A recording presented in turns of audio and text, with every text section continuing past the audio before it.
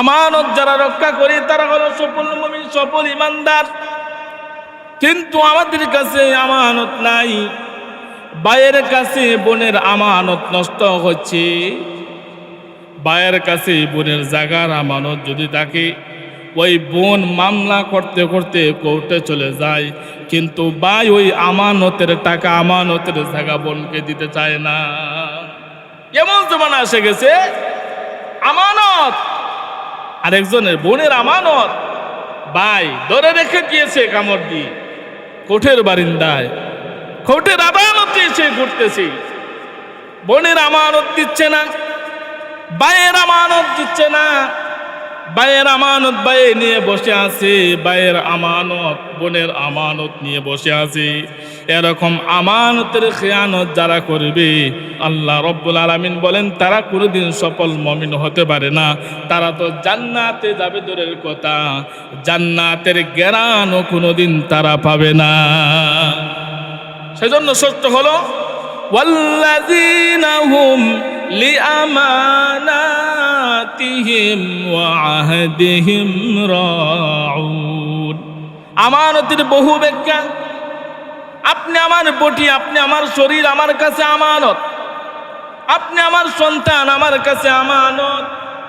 আমার সন্তানকে আমি কোন শিক্ষা দিব? আমার সন্তানকে আল্লাহ আমাকে আমানত দিয়া পাঠাইছি। আমি আমানত যদি জ্ঞানত করি, আমানতের খেয়ানত যদি করি, আমার সন্তানকে যদি সঠিক রাস্তায় না চালাই, আমার সন্তানকে যদি ইসলামের শিক্ষা না দেই, তাহলে এই আমানত খেয়ানত করার কারণে কালকে আমাদের কঠিন ময়দানে সন্তান নামক আমানতকে খেয়ানত করার কারণে আল্লাহর কাঠগড়ায় দাঁড়াইয়া হিসাব দিতে হবে, এবং জাহান্নাম ছাড়া কোনো রাস্তা হবে না। নাউযুবিল্লাহ। সাহাবায়ে কেরাম হযরত আম্মা জান আয়েশা সিদ্দিকা রাদিয়াল্লাহু তাআলা আনহার কাছে যাইয়া বিভিন্ন সময় সাহাবায়ে কেরাম জিজ্ঞাসা করতেন, ওগো আম্মা জান, আল্লাহর রাসূলের আদর্শ কি? আল্লাহর রাসূলের আখলাক কি? আল্লাহর রাসূল কোন আদর্শে ছিলেন, কোন আখলাকে ছিলেন? হযরত আম্মা জান আয়েশা সিদ্দিকা রাদিয়াল্লাহু তাআলা আনহা কোন সময় বলে দিয়েছেন, আল্লাহর রাসূলের আদর্শ আর আখলাক যদি তোমরা জানবার চাও, আল্লাহর রাসূলের চরিত্র সম্পর্কে যদি তোমরা জানবার চাও, তাহলে গোটা কালামুল্লাহ শরীফ তোমরা তালাশ করো। আল্লাহর রাসূলের আদর্শ আর আখলাক সেই কালামুল্লাহ শরীফে পেয়ে যাইবা। আর কোন সময় হযরত আম্মা জান আয়েশা সিদ্দিকা রাদিয়াল্লাহু তাআলা আনহা বলতেন, ও সাহাবীরা শোনো, আল্লাহর রাসূলের আদর্শ, আল্লাহর রাসূলের আখলাক যদি তোমরা জানতে চাও, আল্লাহর রাসূলের আদর্শ আর আখলাক যদি তোমাদের ভিতরে গ্রহণ করতে চাও, আল্লাহর রাসূলের আদর্শ উম্মত যদি হতে চাও, তাহলে কালামুল্লাহ শরীফের সূরাতুল মুমিনুনের 7টি আয়াত আছে, ওই 7টি আয়াত তোমরা গ্রহণ করো। এই 7টি আয়াতের উপরে তোমরা আমল করো। আল্লাহর রাসূলের আদর্শ, সাহাবী আদর্শে আদর্শবান হয়ে যাইবা। সুবহানাল্লাহ। ভাইরা আমার, তাহলে লক্ষ্য করে শুনুন, মানুষ দুনিয়ার সফলতা অর্জন করার জন্য যত ধরনের কষ্ট করতে হয়, কষ্ট করে মানুষ দুনিয়ার সফলতা অর্জন করার জন্য মানুষে মারামারি করে। দুনিয়ার সফলতার জন্য, দুনিয়ার কিছু টাকা পয়সার জন্য, দুনিয়ার ধন দৌলতের জন্য এমনও নজির আছে ভাই ভাইয়ের সাথে ঝগড়া বিবাদ করে। এমনও নজির আছে বাবার সাথে ঝগড়া বিবাদ করে। উদ্দেশ্য একটাই, টাকা পয়সা চায়, টাকা পয়সা পাইয়া আসে সফলতা অর্জন করতে চাই। কিন্তু আল্লাহ রব্বুল আলামিন বলেন, বান্দা বান্দিরা শোনো, তোমরা যে সফলতার পিছনে গোড়াও, তোমরা যে কামিয়াবের পিছনে গোড়াও, এই সফলতা আসল সফলতা নয়। আসল সফলতা আমি আল্লাহ কালামুল্লাহ শরীফে তোমাদেরকে সাজেশন দিয়ে দিলাম। ভাইরা আমার, তাহলে লক্ষ্য করে শুনুন, দুনিয়ার সফলতা, আমরা সফলতার জন্য বিভিন্ন পরীক্ষা দিই, বিভিন্ন চাকরি জয়েন করার জন্য বিভিন্ন সময় বিভিন্ন পরীক্ষা দিয়ে থাকি। এই পরীক্ষা দিয়ে আমি আপনি বিভিন্ন চাকরিজীবী হই, কেহ জজ হয়, কেহ ব্যারিস্টার হয়, কেহ উকিল হয়, বিভিন্ন ব্যাংকের ম্যানেজার অফিসার হয়। এই যাগুলো হবে সবগুলো হলো দুনিয়ার সফলতা। অর্থাৎ দুনিয়ায় সফলতা পাবি যখন মৃত্যুবরণ হয়ে যাবে, আজরাইলের সাথে যখন সাক্ষাৎ হবে, তখন সমস্ত সফলতা বিলীন হয়ে যাবে। এই সফলতাগুলো সব বিলীন হয়ে যাবে, হাত ছাড়া হয়ে যাবে। এই কষ্টের মাধ্যমে টাকা উপার্জন করেছি, গাড়ি বাড়ির মালিক হয়েছে, ধন সম্পদের মালিক হয়েছে, সমস্ত ধন সম্পদ যখন আজরাইলের সাথে সাক্ষাৎ হবে, সমস্ত ধন দৌলত সম্পদ গাড়ি বাড়ির মালিক অন্যত্র তার সন্তানাদি তার ওয়ারিসদার হয়ে যাবে। কিন্তু আল্লাহ রব্বুল আলামিন বলেন, ও ঈমানদার ও মুমিন, আমি আল্লাহ এমন একটি সফলতার পথ তোমাদেরকে দিয়ে দিলাম, এমন একটি সফলতার মাপকাঠি দিয়ে দিলাম। এই সফলতার মাপকাঠি দিয়ে যদি তোমরা জীবন চালাও, তোমার জীবনে আদর্শ গ্রহণ করো, আমি আল্লাহ ওয়াদা দিলাম তোমাদেরকে সফল মুমিন, কামিয়াব মুমিন বলে ঘোষণা করে দিলাম। এই কথা বোঝানোর জন্যই আল্লাহ প্রথমেই বলেন, قد أفلح المؤمنون। আল্লাহ প্রথমে বলেন সফল হয়ে গেছে পাল্লাহুন। এটা এমন এক সফলতা, যেই সফলতা দুনিয়ার কোনো রাজা বাদশাহ যাই হোক না কেন, রাজা বাদশাহ যদি হয়, এই সফলতা একজন কৃষকের কাছ থেকে, একজন গরিবের কাছ থেকে এই সফলতা চিনায় নেওয়ার কোনো ক্ষমতা নাই। ভাইরা আমার, যেই কথা বলতেছিলাম, আল্লাহ বলেন আমি যেই সফলতা দিয়েছি, এই সফলতার গুণ যদি অর্জন করো, আমি আল্লাহ তোমাকে কবরে সফলতা দিব, তোমাকে হাসরে সফলতা দিব, তোমাকে মিজানে সফলতা দিব, শেষ সফলতা কামিয়াব তোমাকে জান্নাতুল ফেরদাউসের মালিক বানায় দিব। সুবহানাল্লাহ। এক নম্বর সফলতার চাবিকাঠি আল্লাহ রাব্বুল আলামিন বলেন, আল্লাযীনা হুম ফি সালাতিহিম খাশিউন।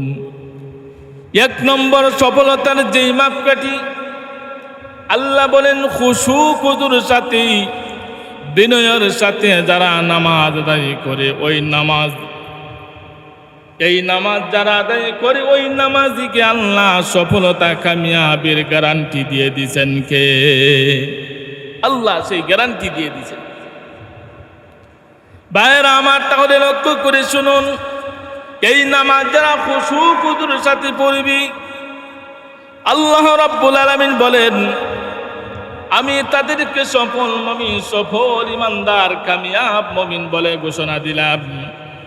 আর এই সফল মুমিন, সফল ইমানদার যারা হবে, তাদেরকে আমি জান্নাতুল ফেরদাউসের মালিক ঘোষণা দিলাম।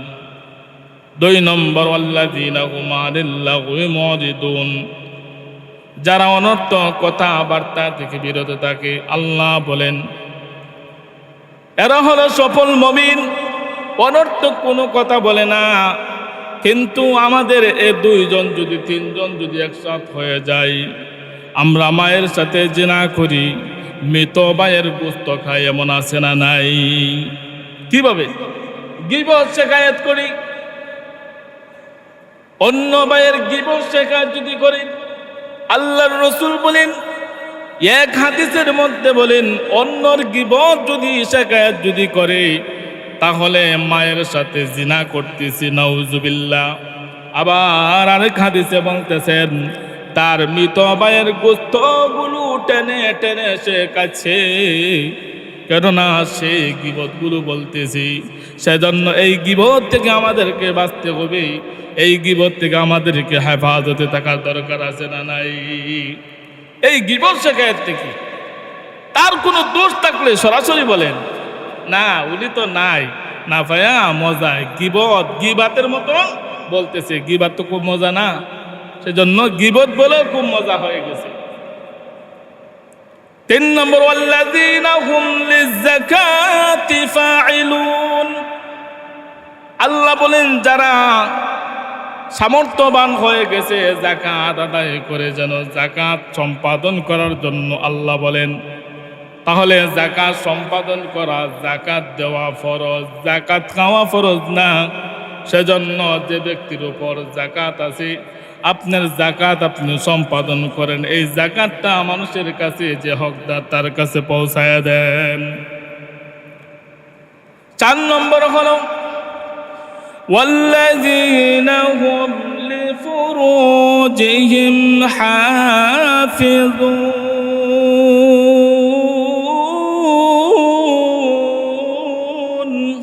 যারা লজ্জাস্থানের হেফাজত করে। আল্লাহর রাসূল সাল্লাল্লাহু আলাইহি ওয়াসাল্লাম বলেন, ও উম্মতরা শোনো, তোমাদের 2 সওয়ালের যেই মধ্যখানের যেই গোশতটা আছে, জিহ্বাটা আছে, ওই জিহ্বাটার গ্যারান্টি যে দিতে পারবি, আর 2টা উরুর মধ্যখানে লজ্জাস্থানের গ্যারান্টি যে দিতে পারবে, হেফাজতের গ্যারান্টি যে দিবি, আমি রাসূল, আমি মুহাম্মদ সাল্লাল্লাহু আলাইহি ওয়াসাল্লাম। কিয়ামতের কঠিন ময়দানে মুসিবতের দিনে তোমাদের জন্য জান্নাতে তোমাদেরকে নেওয়ার জন্য জামিনদার জিম্মাদার হয়ে গেলাম। সুবহানাল্লাহ।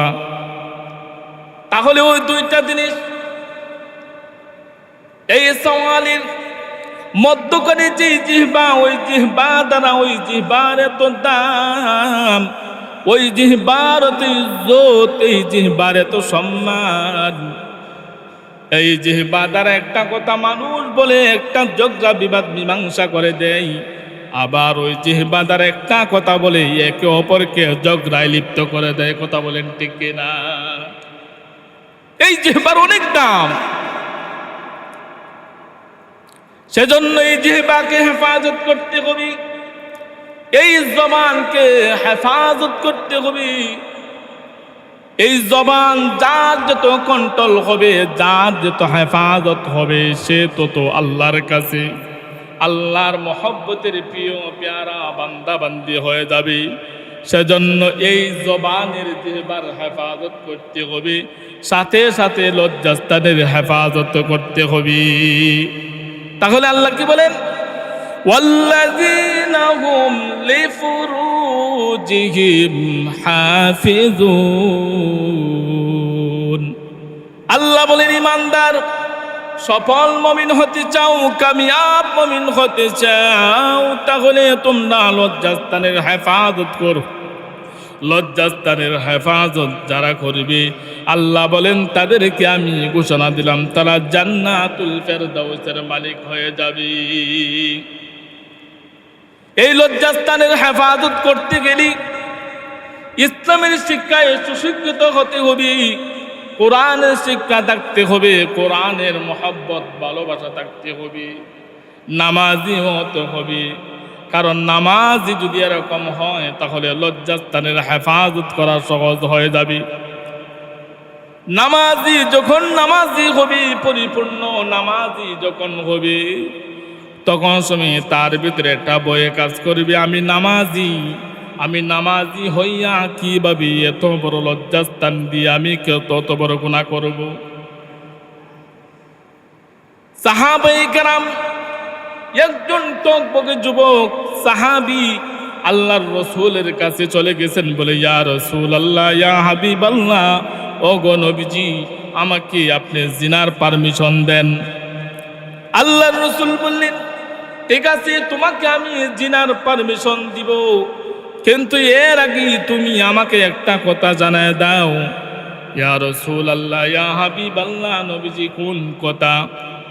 আল্লাহর রসুল বলেন, সাহাবীরে শুনো, তোমার মেয়ের সাথে কেহ যদি জিনা ব্যভিচার করে তুমি কি পারমিশন দিবা? ইয়া রাসূলুল্লাহ, ইয়া হাবিবাল্লাহ, তা কখনো হতে পারে না, তাকে আমি হত্যা করে ফেলব। তোমার মায়ের সাথে যদি কেহ জিনা করে তুমি কি পারমিশন দিবা? ইয়া রাসূলুল্লাহ, না না, তাকে আমি জায়গায় ফেলাই দিব। ও সাহাবী, তোমার বোনের সাথে কেহ যদি জিনা ব্যভিচার করে তুমি কি তাকে পারমিশন দিবা? সাহাবী বলে, না না, কখনো সম্ভব হবে না, এটা হতে পারে না। আল্লাহর রাসূল সাল্লাল্লাহু আলাইহি ওয়াসাল্লাম বলেন, ও সাহাবী শোনো, তুমি যেই মেয়ের সাথে, যেই মহিলার সাথে জিনা ব্যভিচার করবা, অত কাহার নামে, কাহার মা, কাহার বোন এমন তো হতে পারে। তাহলে তুমি যে তোমার বোনেরকে জিনার পারমিশন না দিতে পারো, তোমার মাকে, তোমার মার জন্য জিনার পারমিশন না দিতে পারো, তোমার মেয়ের জন্য, তোমার বোনের জন্য যদি জিনার পারমিশন না দিতে পারো, তাহলে তুমি যে যার সাথে জিনা করবা সেও তো কাহারও না বোন, কাহারও মেয়ে, কাহারও মা এমন, তাহলে তার পারমিশন কে দিবে তোমাকে? আল্লাহর রাসূল যখন একথা বুঝায় দিলেন, সাহাবী সাথে সাথে তওবা করে বলে, ইয়া রাসূলুল্লাহ, আমি আর জীবনে কোনোদিন জিনা নিয়ে কোনো কল্পনা করব না। এত সুন্দর করে রাসূল করিম সাল্লাল্লাহু আলাইহি ওয়াসাল্লাম বুঝায় দিয়েছেন। সেজন্য আমরা যদি এই গুণগুলো অর্জন করতে পারি, গুণগুলো আমরা যদি ধাপে ধাপে যদি আমরা অর্জন করি, গুণগুলো নিয়ে যদি আলোচনা করি, তাহলে এক সময় না এক সময় আমাদের বুঝ এসে যাবে ইনশাআল্লাহ। ষষ্ঠ, والذين هم لأماناتهم وعهدهم راعون। ষষ্ঠ বলেন, যারা আমানত রক্ষা করে, আমানত রক্ষা আছে, তখন আমানত যারা রক্ষা করে তারা হলো সফল মুমিন, সফল ইমানদার। কিন্তু আমাদের কাছে আমানত নাই, ভাইয়ের কাছে বোনের আমানত নষ্ট হচ্ছে। ভাইয়ের কাছে বোনের জায়গার আমানত যদি থাকে, ওই বোন মামলা করতে করতে কোর্টে চলে যায়, কিন্তু ভাই ওই আমানতের টাকা, আমানতের জায়গা বোনকে দিতে চায় না। এমন জমানা এসে গেছে, আমানত আরেকজনের বোনের আমানত ভাই ধরে রেখে গিয়েছে কামড় দিয়ে কোর্টের বারিন্দায়, কোর্টের আদালতে এসে ঘুরতেছে, বোনের আমানত দিচ্ছে না, ভাইয়ের আমানত দিচ্ছে না, ভাইয়ের আমানত ভাই নিয়ে বসে আছে, ভাইয়ের আমানত বোনের আমানত নিয়ে বসে আছে। এরকম আমানতের খেয়ানত যারা করবে, আল্লাহ রব্বুল আলামিন বলেন, তারা কোনোদিন সফল মুমিন হতে পারে না। তারা তো জান্নাতে যাবে দূরের কথা, জান্নাতের জ্ঞানও কোনোদিন তারা পাবে না। সেজন্য সত্য হলো, ওয়াল্লাযীনা হুম লিআমানাতিহিম ওয়া আহদিহিম রাউন। আমানতের বহু ব্যাখ্যা। আপনি আমার বটি, আপনি আমার শরীর আমার কাছে আমানত, আপনি আমার সন্তান আমার কাছে আমানত। আমার সন্তানকে আমি কোন শিক্ষা দিব? আমার সন্তানকে আল্লাহ আমাকে আমানত দিয়া পাঠাইছি। আমি আমানত যদি জ্ঞানত করি, আমানতের খেয়ানত যদি করি, আমার সন্তানকে যদি সঠিক রাস্তায় না চালাই, আমার সন্তানকে যদি ইসলামের শিক্ষা না দেই, তাহলে এই আমানত খেয়ানত করার কারণে কালকে আমাদের কঠিন ময়দানে সন্তান নামক আমানতকে খেয়ানত করার কারণে আল্লাহর কাঠগড়ে দাঁড়াইয়া হিসাব দিতে হবে, এবং জাহান্নাম ছাড়া কোনো রাস্তা হবে না। নাউযুবিল্লাহ। সেজন্য ষষ্ঠ হলো আমানত। সপ্তম, ওয়াল্লাযীনা হুম আলা সালাওয়াতিহিম ইউহাফিজুন।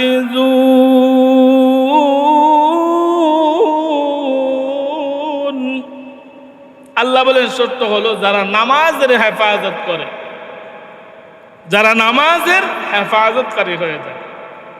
ইনশাল্লাহ আগামী সপ্তাহে নামাজের হেফাজত কিভাবে হবে, আগে বললাম নামাজের খুশু খুজু, আর সপ্তম হলো নামাজের হেফাজত কিভাবে হবে। ইনশাআল্লাহ আগামী সপ্তাহে নামাজের হেফাজত নিয়ে আলোচনা হবে। আল্লাহ রাব্বুল আলামিন আমাদের সকলকে খাঁটি ইমানদার মুসলমান, সফল ইমানদার, সফল মুমিন হওয়ার তৌফিক দান করুক। সকলে বলেন আমিন।